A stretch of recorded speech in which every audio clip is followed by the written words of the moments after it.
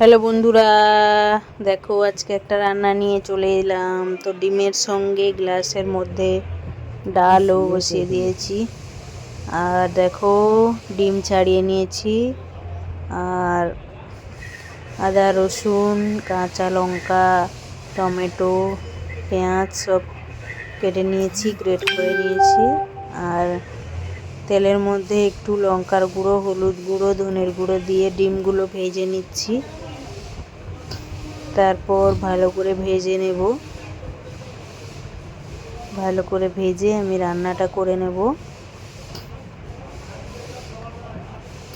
তো দেখো আমার ভাজা হয়ে গেছে। তারপর তেজপাতা, জিরে আর শুকনো লঙ্কা ফোড়ন দিয়ে তারপর ভালো করে ভেজে নিচ্ছি। তারপর আমি পেঁয়াজ দিয়ে দিব। পেঁয়াজটা দিয়ে দিলাম। তারপর পেঁয়াজটা একটু লবণ দিয়ে আমি ভেজে নেব। তো পেঁয়াজটা লবণ দিয়ে ভেজে নিচ্ছি।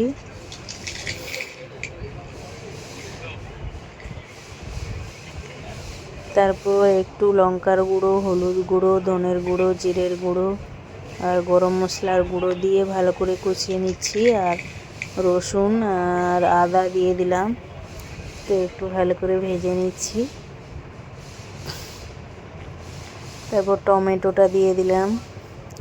টমেটো গ্রেট করে রেখেছিলাম, ওটা দিয়ে আমি ভালো করে কষিয়ে নিচ্ছি। কাঁচা লঙ্কা কিছুটা কেটে রেখেছিলাম, তো কাঁচা লঙ্কা দিয়ে দিলাম। আর একটুখানি জল দিয়ে ভালো করে কষিয়ে নিচ্ছি। তারপর এখানে দেখো আমি ডিম আলুটা দিয়ে দিলাম। তো ভালো করে আমি কষাবো এবার। তো দেখো ভালো করে কষিয়ে নিচ্ছি। আর আমি এক পাশে গরম জল করতে বসিয়ে দিয়েছি। তো ভালো করে কষিয়ে কষিয়ে আমি রান্নাটা করব। দেখো আমি ভালো করে কষিয়ে কষিয়ে রান্নাটা করে নিচ্ছি।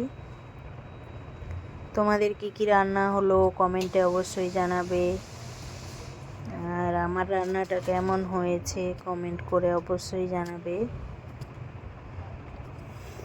তো দেখো আমি ভালো করে কষিয়ে নিয়েছি। আর তারপর গরম জল দিয়ে দিলাম। তো একটু পাতলা পাতলা করে আমি রান্নাটা করব। তো আজকে 15ই আগস্ট।